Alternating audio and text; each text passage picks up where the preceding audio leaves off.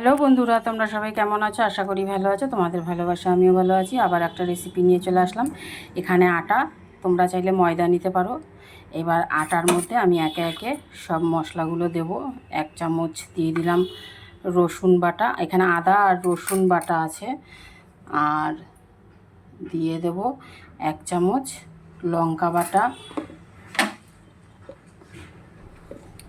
দিয়ে দেব হলুদ,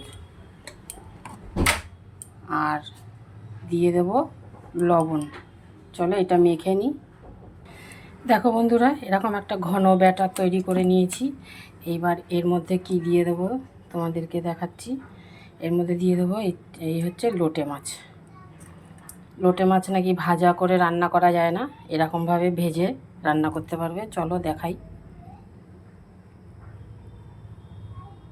দেখো বন্ধুরা, মাছগুলো ভাজা হয়ে গেছে, দেখাচ্ছি তোমাদের।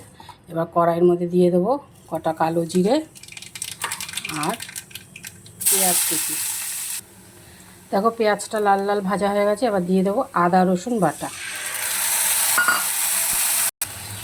আদা রসুন বাটা দিয়েছি। এরপরে দিয়ে দেবো এখানে জিরে ধনের গুঁড়ো, লঙ্কার গুঁড়ো, আর বাটা লঙ্কাও আছে একটু, কাঁচা পাকা লঙ্কা বেটেও দিয়েছি, একটু গুঁড়োও দিয়েছি। চলো মশলাটা কষিয়ে নিই। এবার দিয়ে দেবো হলুদ,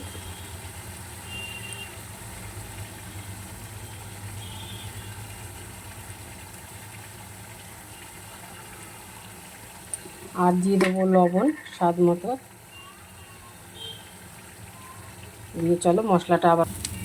দেখো বন্ধুরা, মশলা খুব ভালো করে কষানো হয়ে গেছে। এইবার আমি দিয়ে দেবো জল।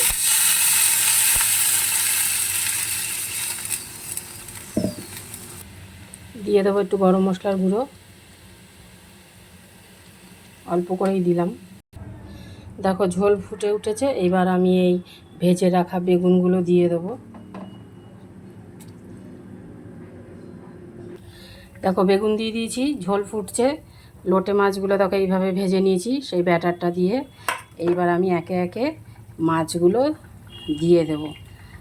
অনেকেই বলো লোটে মাছের ঝোল খাওয়া যায় না, সবসময় ঝুরি ভাজা খেতে হয়। এইরকমভাবে ভেজে নিলে এরকম গা মাখা ঝোল খেতে পারবে।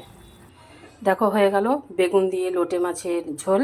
তোমরা এরকমভাবে ভেজে খেয়েও ঝোল খেতে পারবে। তাহলে রাখছি, পরে আবার কোনো এরকম একটা রেসিপি নিয়ে চলে আসবো।